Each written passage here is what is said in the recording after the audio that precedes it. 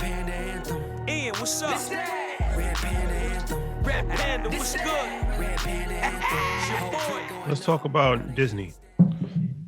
They're under attack. Yes. Governor of Florida. DeSantis, Ron DeSantis. Yes. What's the future of Disney? You like Disney. I love Disney. What's the future? Well, what's happening now? Stock has underperformed. It definitely has. But that's how big of a player that Netflix is in the space. And so when the number one player in the space takes an attack like this, you can see the effect that it's had on Disney. You can see the effect that it's had on Roku. All these streaming services are gonna be affected by, what we saw happen with Netflix. But the other issue with DeSantis is it's an interesting issue, and it feels like this is what happens when somebody that is in power has the power to retaliate against something that they didn't approve of. And so they had the don't say gay issue in Florida, and Disney didn't really respond. And then they responded, and it wasn't in the favor that he liked. And so he decided to change some things that were put in place in the 1960s. And so Disney had been given land to build their resort on. I think it was called, is it Reedy Creek? In 1967. Reedy Creek, right? So the Florida legislature said that Disney could develop an infrastructure for Walt Disney World at no cost to taxpayers. So that was the initial rule. He actually just changed that rule to now where they're going to have to, so literally they could build on a piece of land with really out any county restrictions. So whatever they wanted to build, they had the ability to. And obviously as they built, there was a tax write-off because it was a company expense.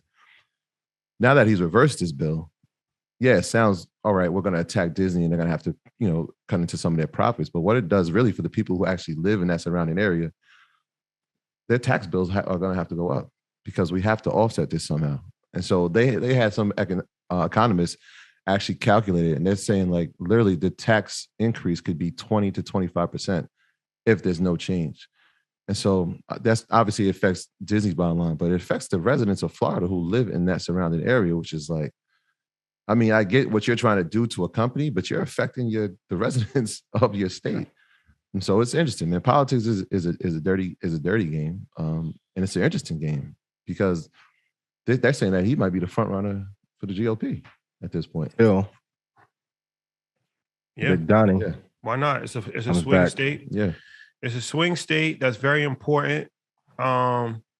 So it would make sense that he would be at least considered for the next Republican presidential nominee. Disney stock over the course of the year, last 52 weeks, went from $84 to currently $120. Mm-hmm. Going back to 80. So what'd you say? You said it's going back to 180? No, it's going back to $80. 80? 80? 80. Why is it going back to 80? The crystal ball. Inflation, geopolitical concerns, no economic moat, capital expenditures are too high, recurring debt cycles with the real estate too high, profit margins not like if people just go through the reports. So if I look at a report, the only thing I want to look at is gross revenue and net profit, and what is their ratio? Tune in the assets of a liability. If you look at what assets they have under management, every company is a hedge fund. Some companies just burn through more capital than others. Here's a novel idea. The companies that make money and keep the most in-house, their stock should go up the most. That's why I told you 2020, man, the bad companies, Tony Kukoc could have got MVP in 2020. It was Balco. Everybody was hitting 80 home runs. Now we have to see, okay, now we playing hardball. No easy fouls, no free throws. You either get a buck. Now it's prison ball in the market. You have to actually put up results to get great games. Yeah. Now you get to see who actually can produce.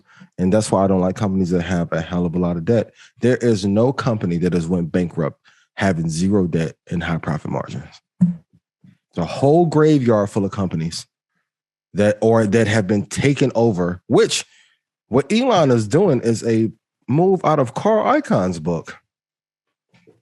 Brilliant. Much nicer version, right?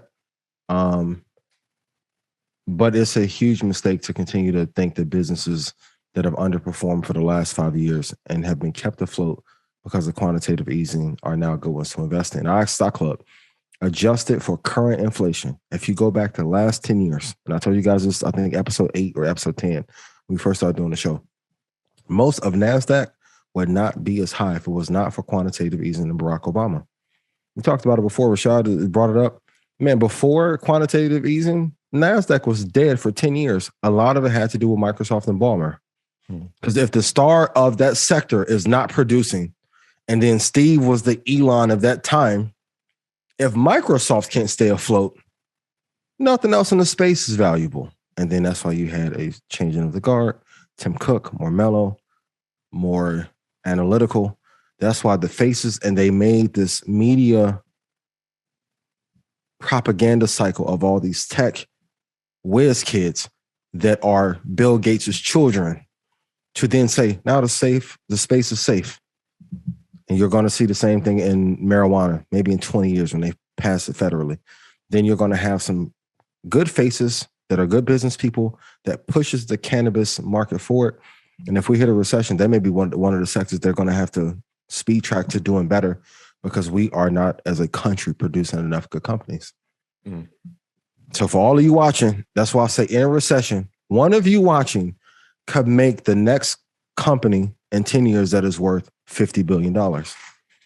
If you look at it, Twitter provides no real value.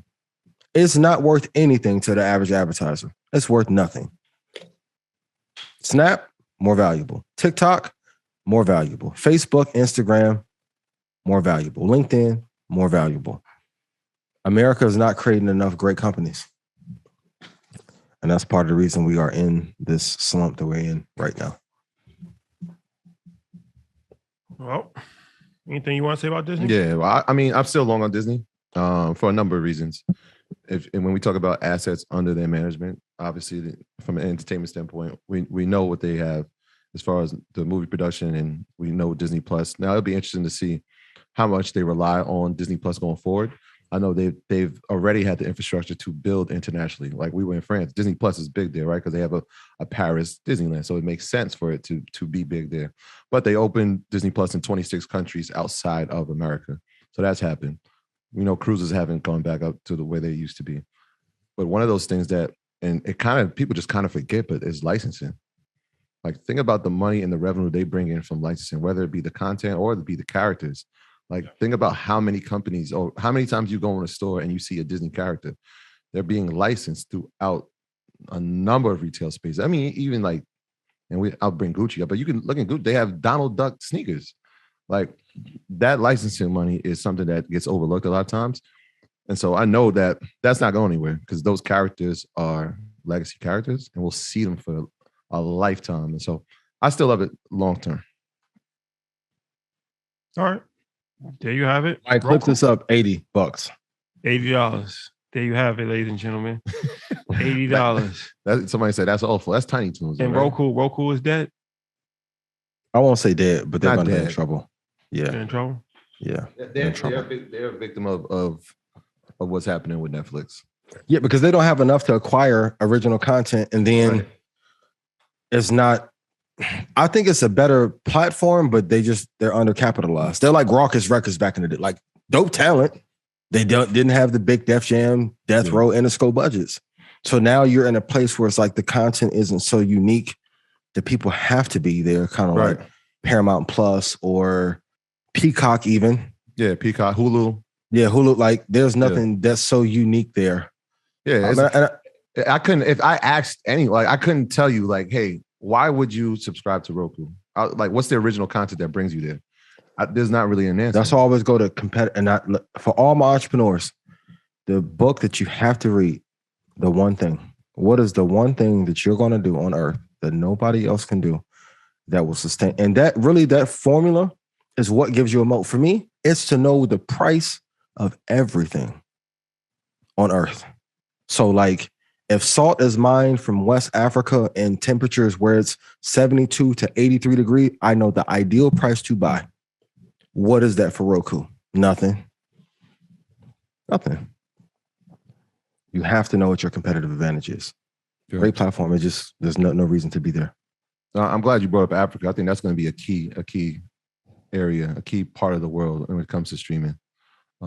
Because we Yes. know the population growth and we know the age percentage of the population that's there now. And so if somebody, and I'm sure there's plenty of companies that are out there now just building and trying to get the infrastructure. It's going to be a key continent when it comes to streaming in the future. Don't be So surprised we'll when see Alibaba. who leads there. I'm going to put my bid in for Alibaba. Like the Alibaba Prime. Yeah, Yep. I can see that. Yep.